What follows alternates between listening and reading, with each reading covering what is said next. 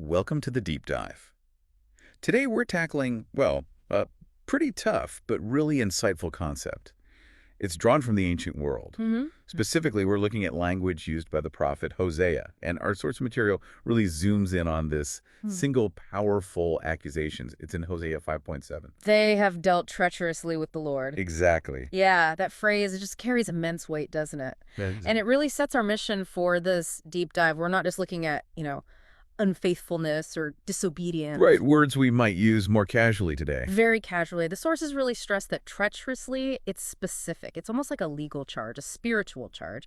It's about calculated deceit. Calculated, okay. And we need to understand why that distinction matters so much, both for ancient Israel and, frankly, for us. Yeah, absolutely. So this deep dive is about getting insight into how these ancient spiritual patterns of deceit, how they relate directly to modern life. We're analyzing the mechanics of a divided heart. That's a great way to put it.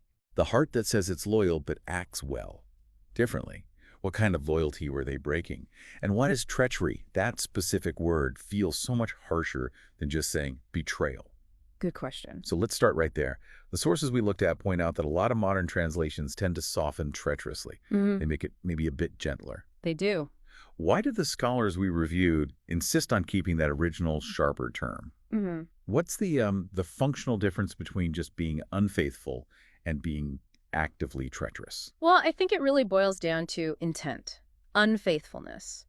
That often implies maybe a lapse, right? A moment of weakness, maybe failing because of outside pressure. Okay, like stumbling. Sort of. But treachery, especially in this ancient context, it implies deliberate deceit. The sources define it as acting like someone you just cannot trust. It's the calculated choice. You maintain the appearance of commitment, but secretly or internally, you're pursuing a completely opposite agenda.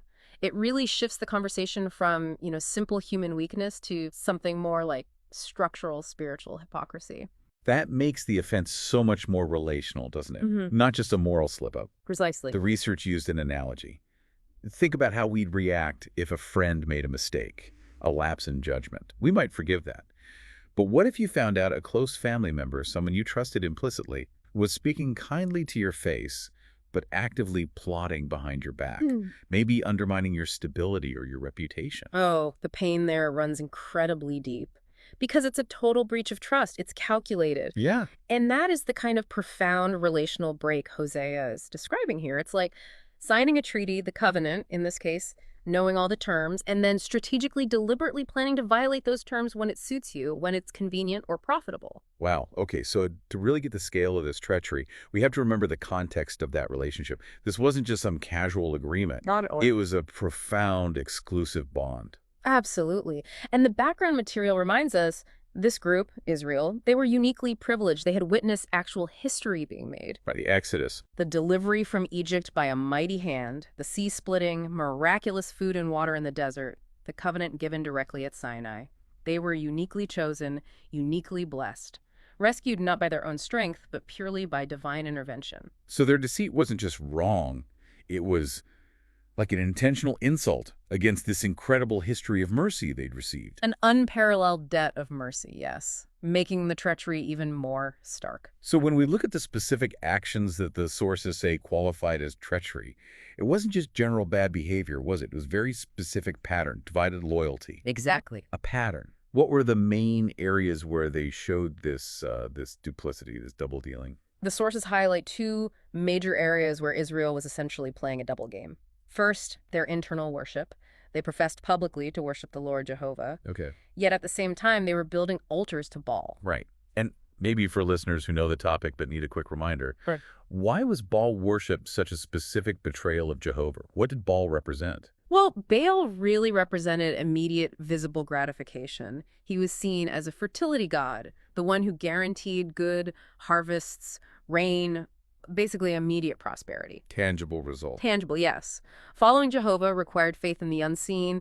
It required moral uprightness, obedience, even when things were tough. Following Baal offered a perceived shortcut. I see. So it showed Israel was willing to hold on to the name of their covenant God, Jehovah, while simultaneously chasing the easy, tangible benefits offered by these pagan deities. It was like taking out an insurance policy. Worship God for the big rescue, but worship Baal for the day-to-day cash flow. You've got it. That's structural hypocrisy right there. And the second area of treachery, according to the sources, was more strategic, wasn't it? Trusting human alliances over God's protection. Precisely. They kept seeking security through alliances with powerful pagan nations. Egypt, Assyria. The superpowers of the day. Right. They were looking at the world geopolitically, calculating who had the biggest army, the most chariots, instead of relying on the covenant promise. The promise that their protection came directly from their faithfulness to God. So when things got scary. When they faced danger, oh, they'd cry out to the Lord then. But the moment the pressure eased, the moment peace returned, they'd just pivot right back to relying on their human safety nets, their treaties, their armies. This back and forth, this instability, it perfectly captures that description from the source material. It's beautiful language, but devastating. Their love was as fleeting as the morning mist. That metaphor is so key, isn't it? It perfectly illustrates the core problem, the divided heart. Think about mist. It's real. You can see it, feel it even. For a moment. Exactly. But it's completely non-substantive. The first ray of real sunlight, the heat of the day, and poof, it vanishes. So their commitment, whether emotional or verbal, it was there. But it just lacked the substance to survive any real pressure, or even just the distraction of things going well. That's it. Sincere, perhaps, in the moment, but entirely gone the next. No staying power. Okay. Now, if we connect this instability, this fleeting love, to the consequences Hosea talks about, we see how spiritual treachery, it never just stays private, does it? Hosea immediately shifts from that individual heart-level betrayal to its devastating generational effects. He warns that because of this treachery, the people have, quote, begotten strange children. Strange children. That's a phrase that definitely needs some unpacking. The sources suggest this isn't just about, say, kids being delinquents. It's about something deeper, about identity. Yes, exactly.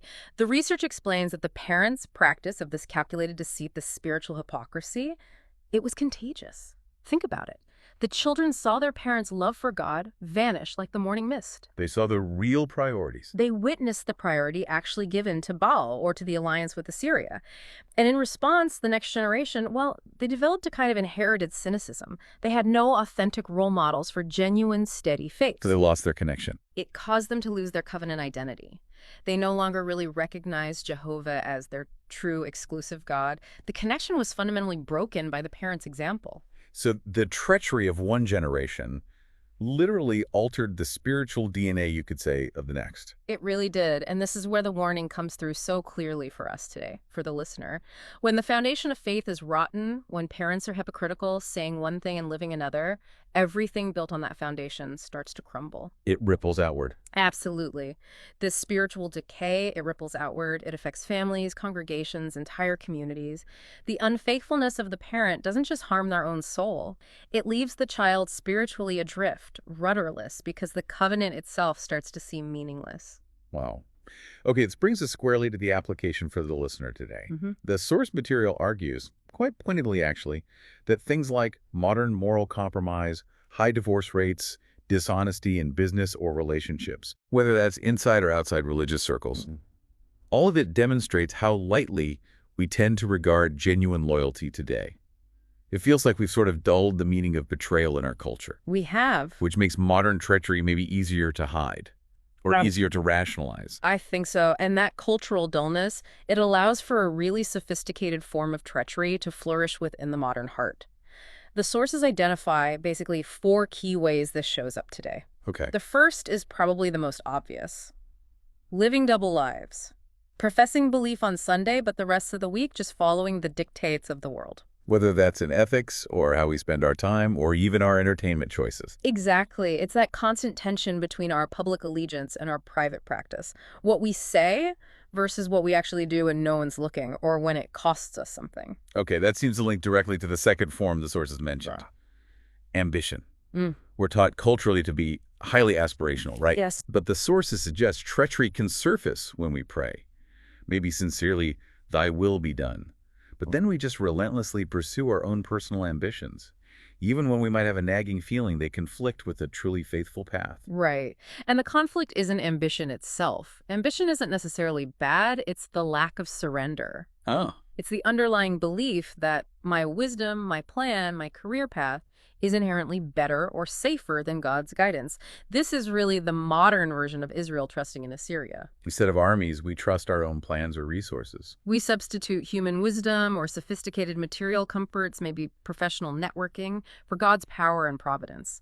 We rely on the tangible things, the bank account, the contract, the degree, rather than the unseen covenant promise. When you frame it like that, it sounds much more like an issue of misplaced trust, not just morality. Where does our faith actually rest when the pressure is really on? That is the absolute core question, isn't it? And the final form of treachery the source material highlights is maybe the most subtle but also quite poignant: reducing God to a servant. Ooh.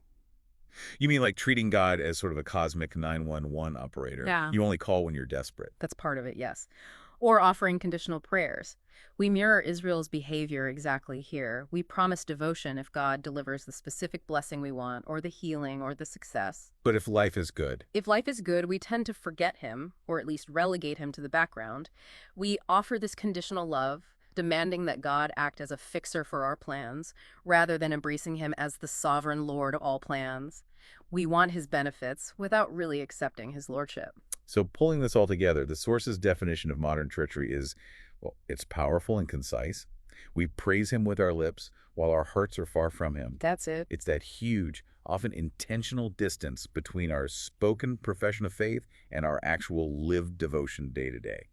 And ultimately, the final call we get from Hosea, it's not just to condemn our failures, it's really meant to facilitate a profound awakening in us. It's a sobering reminder that faithfulness isn't just, an optional virtue for the really committed ones. It is the absolute essence of a loving relationship. When a covenant is broken through treachery, the relationship itself fundamentally fails. So as we close out this deep dive, the source material really leaves you, the listener, with some powerful, reflective questions to carry forward. Questions like, ask yourself honestly, has I claimed loyalty to the covenant to God while simultaneously giving my primary trust, my real energy, to the comfort or the security the world offers? That's a tough one. Or have I been so focused on my own life, my own goals, my own worries, that I've consistently just given God the leftovers of my time, my affection, maybe even my financial devotion? Yeah, and this deep dive shows us that restoration is possible. The material really emphasizes that God is ready, waiting even, to receive a truly contrite heart. Why?